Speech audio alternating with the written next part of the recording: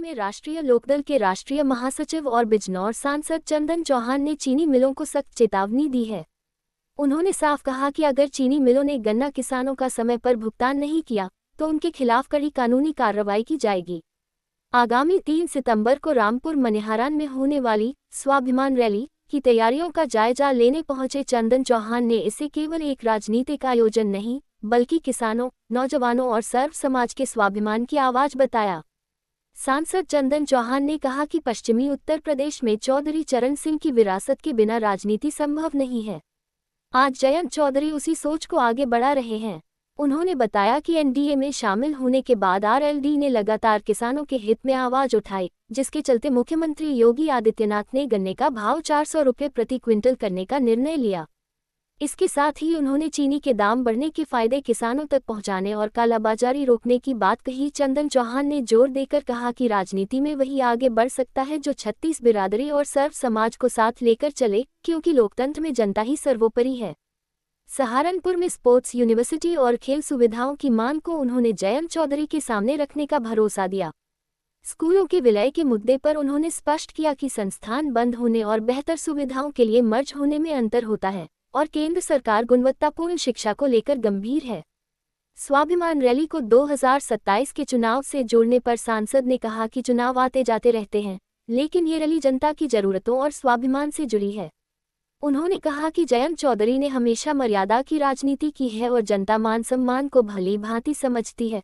पत्रकार वार्ता में प्रदेश महासचिव चौधरी धीर सिंह, जिला अध्यक्ष शाहजमा खान, महानगर अध्यक्ष भूषण चौहान, पूर्व जिला अध्यक्ष अयूब खान व गुर्जर प्रचारिणी सभा के अध्यक्ष चौधरी भूपेंद्र सिंह समेत शामली और मुजफ्फरनगर के लोकदल पदाधिकारी उपस्थित रहे। सहारनपुर से राकेश ठाकुर की रिपोर्ट। कि कानपुर हमारा पहला जनपद है और यहीं से पश्चिम उत्तर प्रदेश की शुरुआत होती आई है।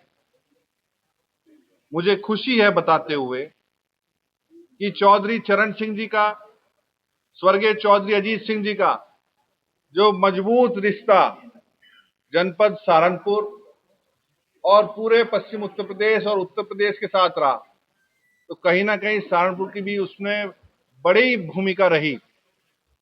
ये कहने से मुझे कोई गुरेज नहीं।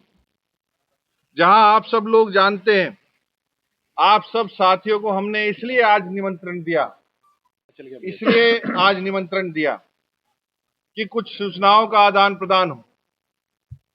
एक एक साथी को ये हमें अवगत कराना है। चौधरी साहब जहां आज कौशल विकास मंत्रालय के साथ साथ शिक्षा मंत्री भी हैं, उनका प्रत्येक जनपद में भ्रमण और उत्तर प्रदेश के साथ पूरे देश के अंदर नौजवानों को, युवाओं को, विद्यार्थियों के कल्याण में निरंतर प्रधानमंत्री जी के साथ कदम से कदम मिलाने के चलने का काम कर रहे हैं। आने वाली 3 तारीख रामपुर मनिहारन में जो हमारा विद्यालय है, गोचर विद्यालय है, उसमें आने वाली 3 तारीख को 12 बजे जो निमंत्रण दिया है समिति ने, उस समिति के निमंत्रण को स्वीकार करते हुए, उस समिति के प्यार भरे जो उन्होंने एक निमंत्रण दिया है, चौधरी साहब आप सबके बीच 3 तारीख को दिन बृहस्पतिवार 12 बजे एक बड़ी जनसभा, जो हमारा क्षेत्र है, ये सबका सम्मान करने वाला क्षेत्र, ये अपना मान बढ़ाने वाला क्षेत्र है,